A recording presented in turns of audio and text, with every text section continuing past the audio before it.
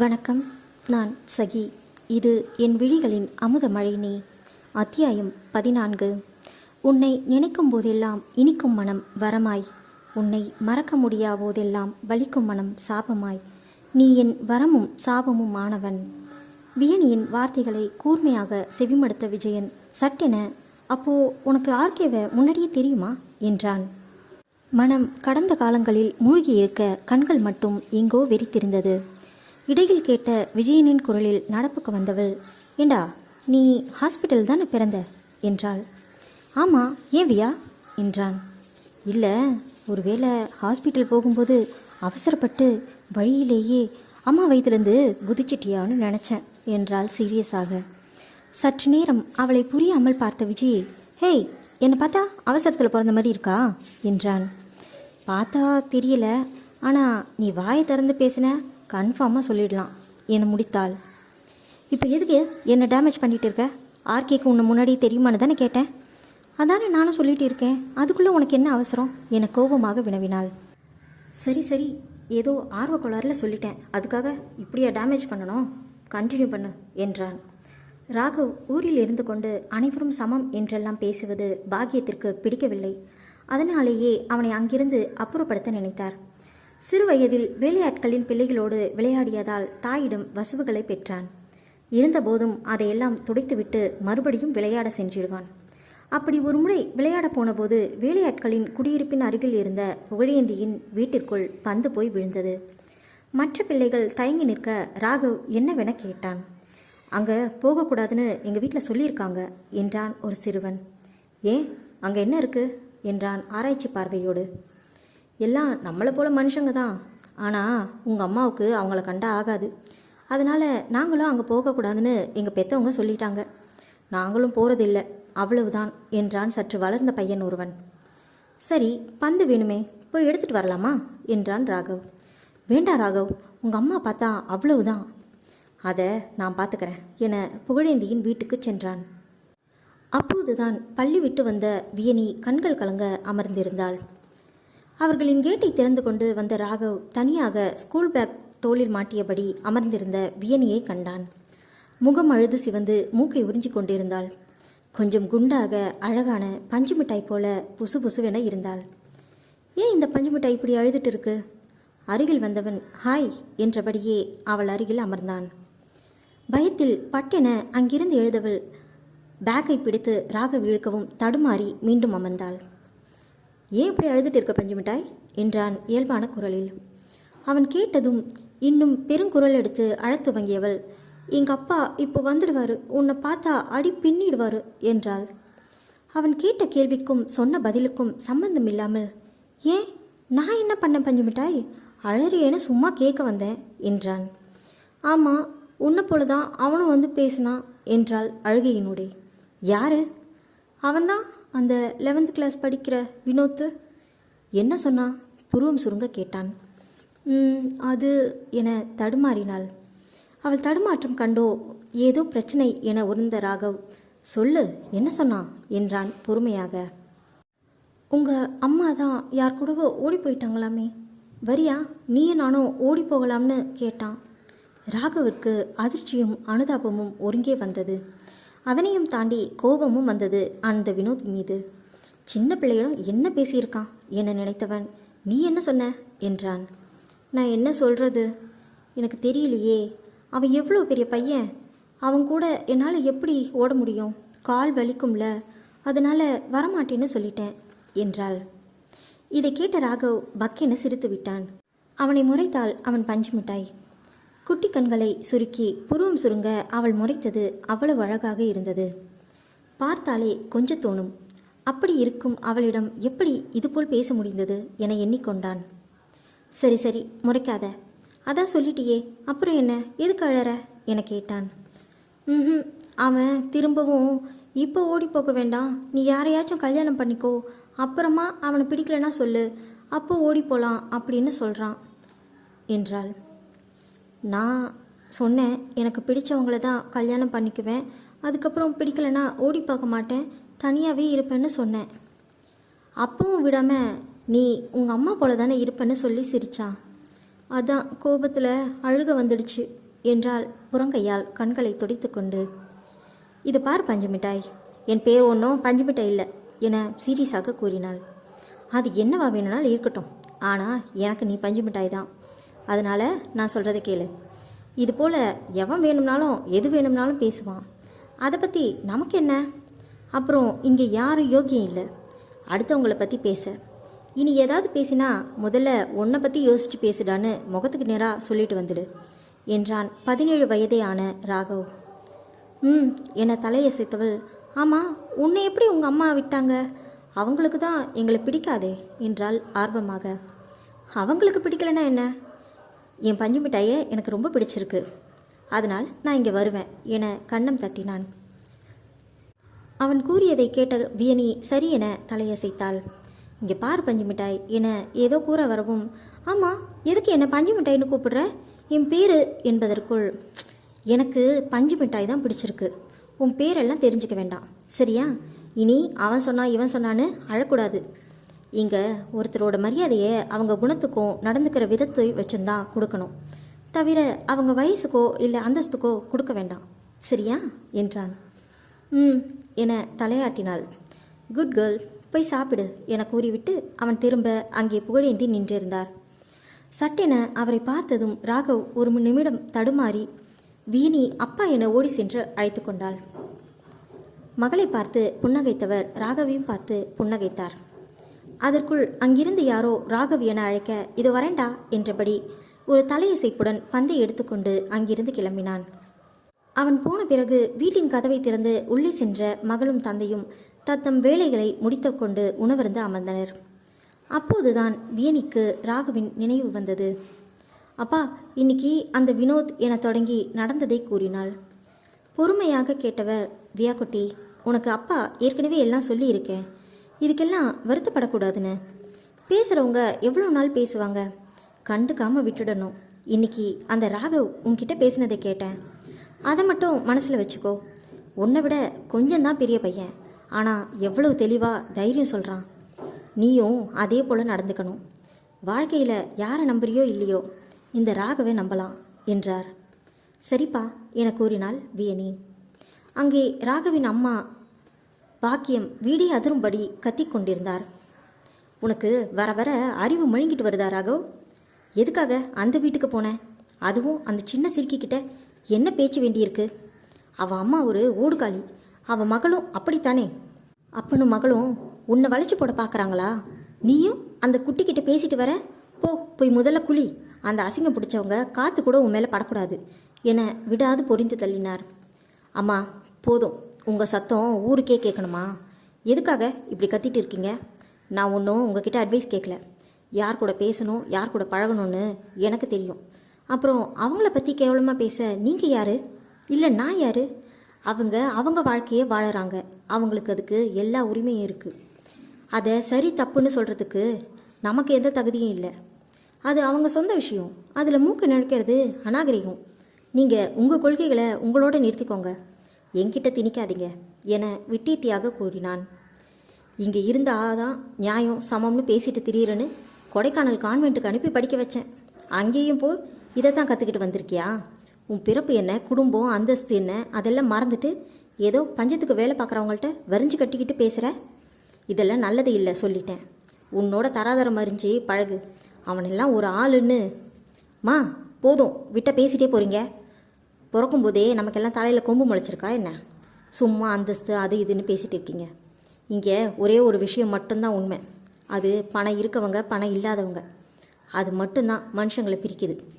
அந்த பிரிவினை என்ன பாதிக்காது, நீங்களோ உங்கள் பணமும் என கூறிவிட்டு தனது அறைக்கு சென்று கதவடைத்து கொண்டான். மகன் தன் பேச்சு கேளாத ஆத்திரத்தையும் சேர்த்து வைத்து ஊரில் உள்ள சில கைக்கூலிகள் மூலம் புகழேந்தியின் மீதே காட்டினார் பாக்கியம்.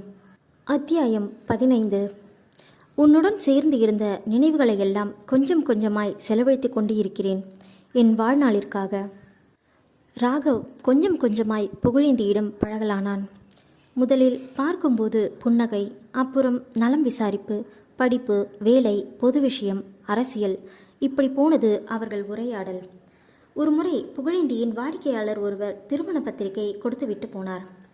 அதை பார்த்த ராகவ் லேசாக புன்னகைத்தான். என்ன ராகவ், தனியாக சிரிச்சுக்கிற என கேட்டார் புகழ். இல்லை அங்கிள், எதுக்கு இந்த சடங்கு சம்பிரதாயம் எல்லாம்? வீண் வேலை தானே என்றான். அதை அப்படி சொல்லிட முடியாது ராகவ், இதெல்லாம் நம்ம கலாச்சாரத்தோட இணைஞ்ச ஒன்று என்றார். என்ன அங்கிள் சொல்கிறீங்க? கல்யாணம்னு ஒன்று பண்ணிட்டாலே பிடிக்குதோ பிடிக்கலையோ ஒன்றா வாழ்ந்து தான் ஆகணும்னு சொல்கிறதுல என்ன கலாச்சாரம் இருந்துட்டு போகுது? பொய்யான ஒரு வாழ்க்கையில் என்ன கலாச்சாரம் இருக்கும்? அதை சொல்லித்தானே இப்போ வரைக்கும் இந்த ஊர் உலகம் உங்களை தப்பாக பேசிகிட்டு இருக்கு என்றான். என்னோட விஷயம் வேற ராகவ், அதுக்காக கல்யாணமே தப்புன்னு ஆகிடாது. அங்கிள், என்னை பொறுத்தவரை பிடிச்ச வரைக்கும் சேர்ந்து வாழறோம். அது பிடிக்கலைன்னா பிரிஞ்சு போயிட்டே இருக்க வேண்டியது, அதுதான் சரி.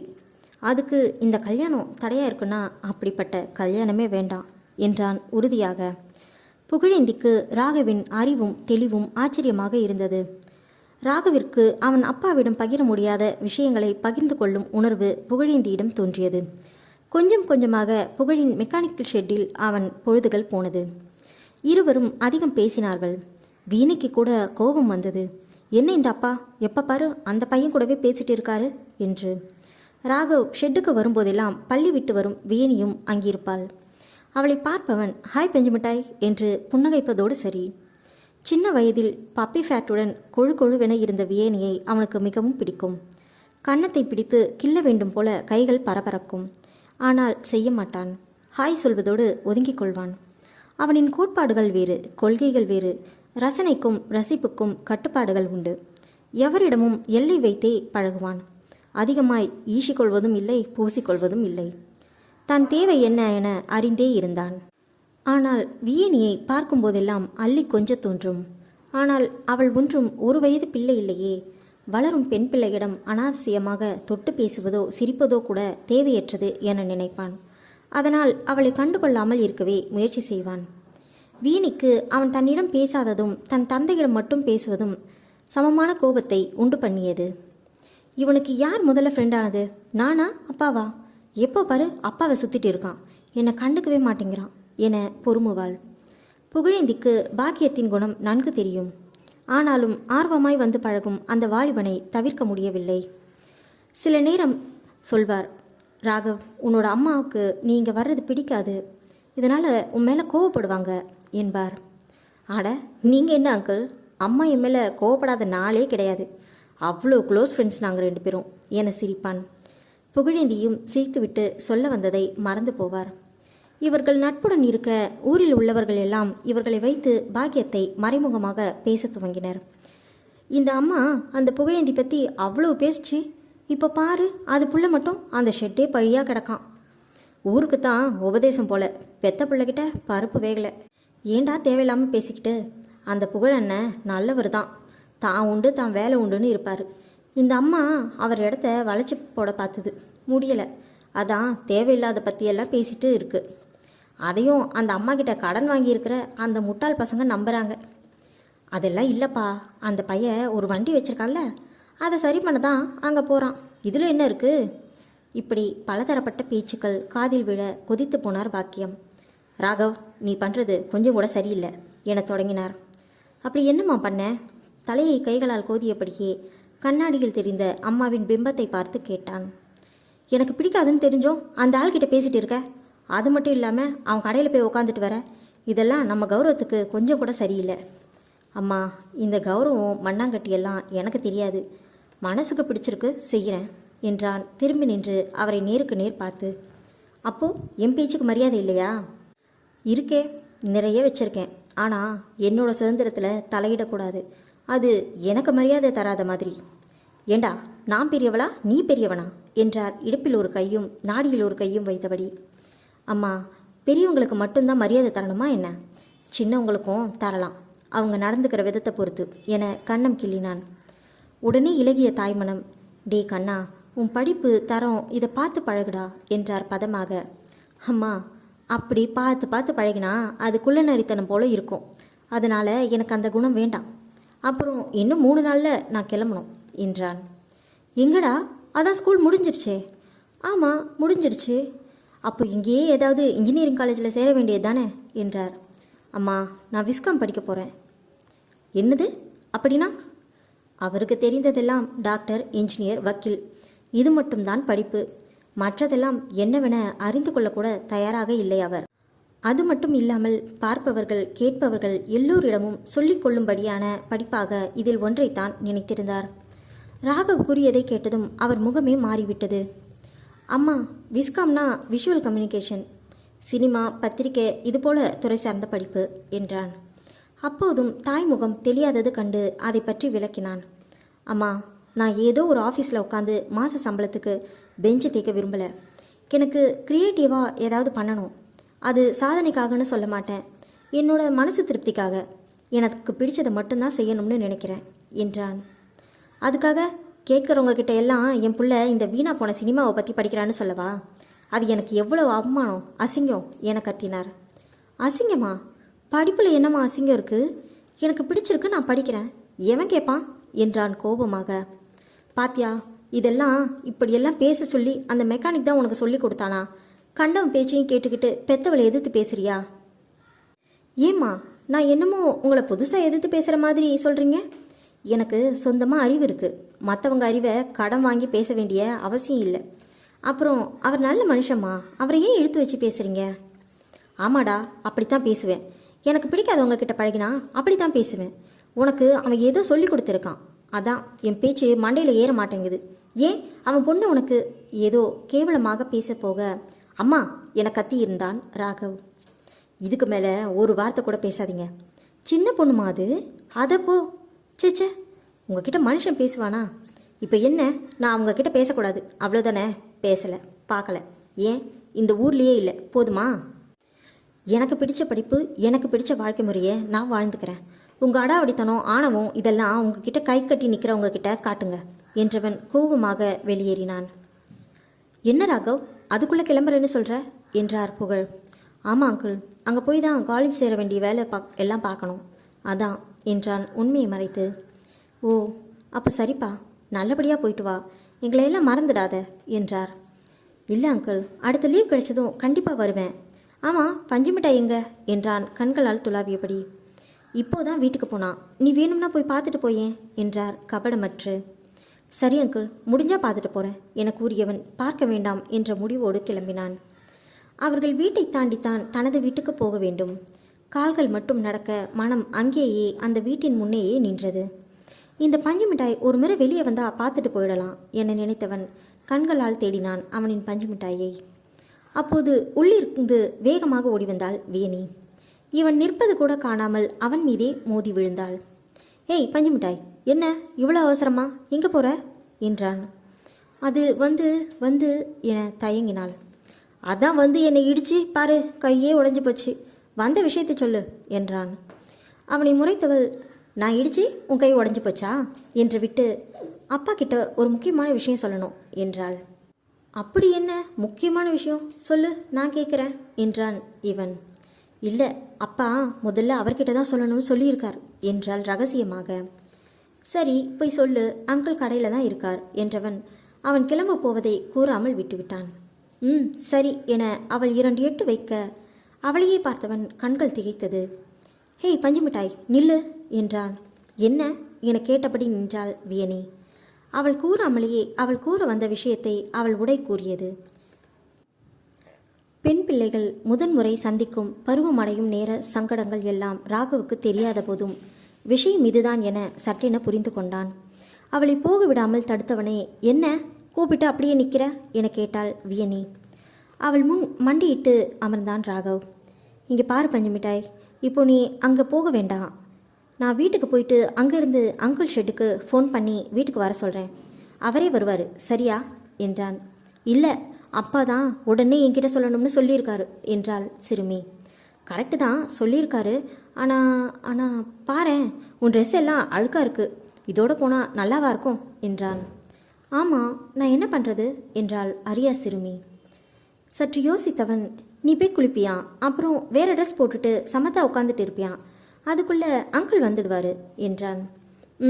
சரி, ஆனால் அப்பா கிட்ட உடனே சொல்லணும் என்றால் கண்டிப்பாக சொல்கிறேன் என உறுதி கூறினான்.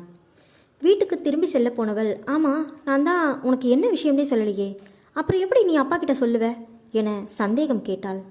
அவளுக்கு என்ன பதில் கூறுவது என தெரியாமல் திருத்திருத்தான் ராகவ் கிருஷ்ணா. அத்தியாயம் 16. பார்வை படலம் நீக்கி பார்க்கிறேன். மனக்கண்ணில் தோன்றும் உன்னை தவிர்க்கவே முடியவில்லை. நினைவடுக்குகளில் துடைத்து வைக்கிறேன். நெஞ்சமெங்கும் நிறைந்து வழியும் உன்னை தடுக்க முடியவில்லை. வீட்டிற்கு வந்த ராகவ் தன் போக்கில் சிரித்து கொண்டிருந்தான்.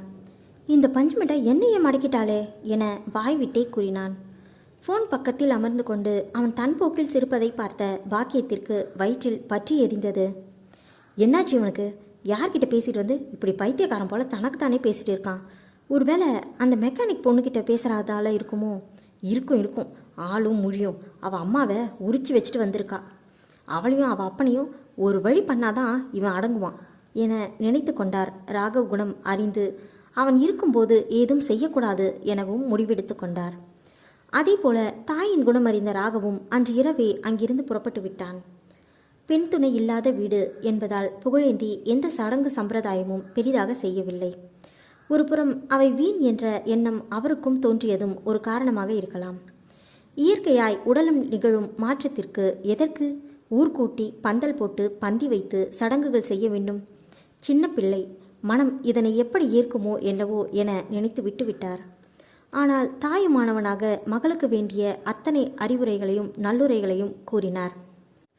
அவள் உடலில் ஏற்படும் மாற்றம், அதனால் வரும் அனைத்து சாதக பாதங்களையும் சொன்னார். தந்தை சொல்மிக்க மந்திரமில்லை என்பது போல் வியனியும் அதனை கேட்டுக்கொண்டாள். ஷெட்டுக்கு லீவு விட்டுவிட்டு மகளுடனேயே இருந்தார். சத்தான உணவுகளை சமைத்து கொடுத்தார். இதுபோல் சூழ்நிலையை எல்லாம் தந்தையும் எதிர்நோக்கி இருப்பார்கள் என்றாலும் தாயின் கூடுதல் பொறுப்பும் தனக்கு உள்ளதை உணர்ந்த புகழேந்தி முன்னமே இந்த நேரத்தில் வழங்க வேண்டிய உணவுகள், செய்முறைகள் போன்றவற்றை தேடி தேடி படித்து மனதில் பதித்து வைத்திருந்தார். அதை இப்போது செயலாற்றவும் செய்தார். இயல்பாக அவளுக்கு எழும் சந்தேகங்களை கூட ஆசானாக இருந்து தெளிவுபடுத்தினார். அடிக்கடி ராகவையும் நினைத்து கொள்வார். இப்படியே நாட்கள் செல்ல ராகவ் கொடைக்கானல் கல்லூரியிலேயே விஷுவல் கம்யூனிகேஷன் படிக்கலானான். இடையில் ஊருக்கு வருவதையும் அடியோடு நிறுத்தியிருந்தான்.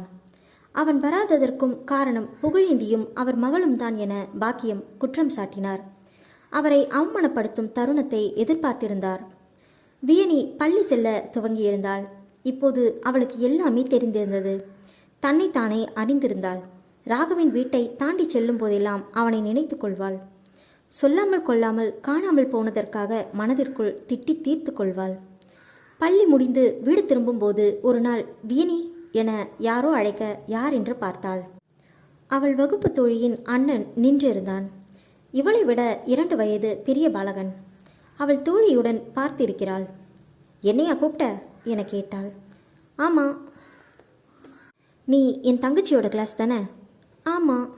என் தங்கச்சிக்கு உடம்பு சரியில்லை, இன்னும் 2 நாள் ஸ்கூல் வரமாட்டா, அதனால் உன்கிட்ட இருந்து நோட் வாங்கிட்டு வர சொன்னான். ஓ அப்படியா, சரி என கூறி அதை எடுத்து கொடுத்தவள் தோழிக்கு என்ன ஆனது என விசாரித்தாள். அந்த பையனும் அது பற்றி கூறிக்கொண்டு இருக்க இதை தூரத்தில் இருந்து கண்ட பாக்கியம் மனதில் திட்டம் ஒன்று உருவானது. வேகமாக அவர்கள் அருகில் வந்தவள் இவளை பிடித்து கண்டபடி சத்தம் போட்டார். அக்கம் பக்கம் இருந்தவர்கள் என்னவென்று கூடிவிட்டனர். வீணுக்கும் அந்த பையனுக்கும் ஒன்றும் புரியாத நிலை. இவங்க யாரு, ஏன் இப்படி கத்துறாங்க என கேட்டான். எனக்கே தெரியாது என அவனை அடக்கினாள் வியனி. ஏண்டி, உனக்கு இந்த வயசில் இந்த மாதிரி புத்தி இருக்கு? அது சரி, உன் அம்மா போல தானே நீயும் இருப்ப. பிஞ்சிலேயே பழுத்தது கேள்விப்பட்டிருக்கேன், ஆனால் நீ பூவிலேயே பழுத்தவளா இருக்க என நீட்டி முழங்கினார் பாக்கியம்.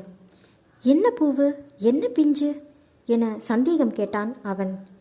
தெரியலையே என கிசுகிசுத்தாள் இவள். ஏமா என்னாச்சு, ஏன் சத்தம் போடுறீங்க?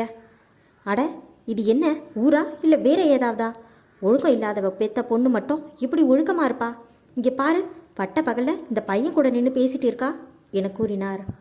அட விடுங்கம்மா, ஏதோ ஸ்கூல் பிள்ளைங்க பேசிட்டு போகிறாங்க, இதை போய் பெருசு பண்ணிட்டு என ஒருவர் சொல்ல, ஏய்யா உனக்கு மான ரோஷம் இல்லையா?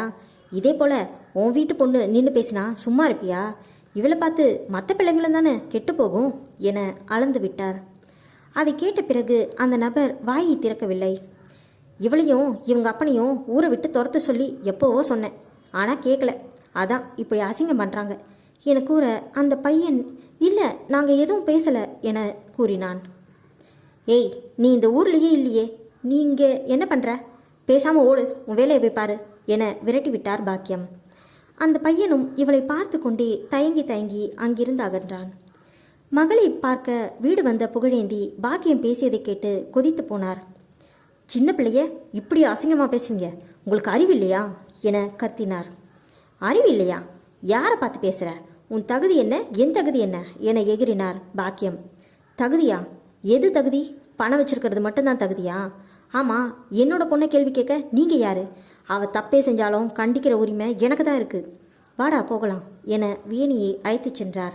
இதை பாரியா மெக்கானிக்கு, உங்களை போல ஒழுக்கம் இல்லாதவங்க எல்லாம் எங்கள் ஊரில் இருக்கக்கூடாது. அதுக்கு நாங்கள் விடமாட்டோம். முதல்ல அப்பனும் பொண்ணும் ஊரை காலி பண்ணுங்க என்றார் உத்தரவிடுவது. அதை சொல்ல நீங்கள் யார்? இங்கே எனக்கு இடம் இருக்குது, அதனால் நான் இங்கே தான் இருப்பேன். உங்களால் முடிஞ்சதை பார்த்துக்கோங்க. அப்புறம் என்ன சொன்னீங்க? ஒழுக்கம் தானே, அது மற்றவங்களுக்கு கெடுதல் நினைக்காம வாழற வாழ்க்கையில் தான் இருக்குது. எங்களால் யாருக்கும் எந்த கெடுதலும் இல்லை, அதனால் உங்கள் வேலையை மட்டும் பாருங்கள் என காட்டமாக கூறினார் புகழ். தந்தையும் மகளும் அந்த கூட்டத்தை பொருட்படுத்தாது வீட்டிற்கு சென்றனர். சுற்றி நின்ற மக்களை பார்த்த பாக்கியம், உங்கள் பிள்ளைங்க தான் கெட்டு போக போகிறாங்க, எனக்கு என்ன வந்துச்சு? என் பிள்ளை என் பேச்சை கேட்டு ஊருக்கு போயிட்டான், அவன் தப்பிச்சிட்டான். இனி நீங்களாச்சு, உங்கள் பிள்ளைகளாச்சு, எனக்கு என்ன வந்தது என தூபமிட்டே சென்றார். சுற்றி நின்ற ஆட்டு மந்தைகளும் அவர் சொன்னதை ஏற்றுக்கொண்டு, இனி அந்த புகழ் இங்கே இருக்கக்கூடாது, அந்த பொண்ணு படிக்கிற ஸ்கூலில் நம்ம பிள்ளைகள் படிக்கிறாங்க, அதுகளும் கெட்டு போயிடுச்சுன்னா என்ன பண்ணுறது என கூற மற்ற ஆடுகளும் தலையை உருட்டின. அதன் பிறகு வந்த நாட்கள் மிகவும் மோசமாக இருந்தது புகழேந்திக்கு. தொழிலும் சரியாக கை கொடுக்காமல் சுற்றி இருந்தவர்கள் தடுத்தனர். உடன் படிக்கும் மாணவர்களின் பெற்றோர்கள் தங்கள் பிள்ளைகள் மனதில் நஞ்சை விதைத்து வைக்க வியனி அதனை அறுவடை செய்தாள். சில பிள்ளைகள் அவளிடம் நேரடியாகவும் சிலர் மறைமுகமாகவும் பேச மகளின் மனநிலையும் பாதிக்கப்படும் என்ற நிலையில் அந்த ஊரை விட்டே இடம்பெயர்ந்தனர் இருவரும். சொல்லி முடித்துவிட்டு விஜயனை பார்க்க அவன் அமைதியாக இருந்தான்.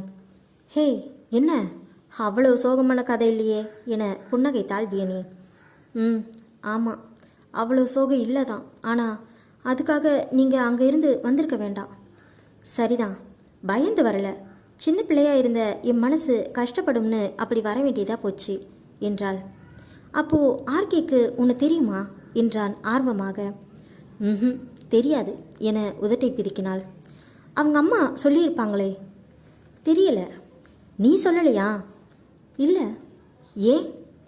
அவர் ஞாபகம் வச்சுக்காத ஒரு விஷயத்த நான் ஏன் ஞாபகப்படுத்தி திணிக்கணும்? அதுவும் சரிதான், ஆனால் நீ இப்படி வந்திருக்கக்கூடாது, அவங்களுக்கு பதில் கொடுத்துருக்கணும். அதை எப்போவோ பாஸ் செஞ்சிருப்பார் என்றாள் புன்னகையுடன் கர்வமாக.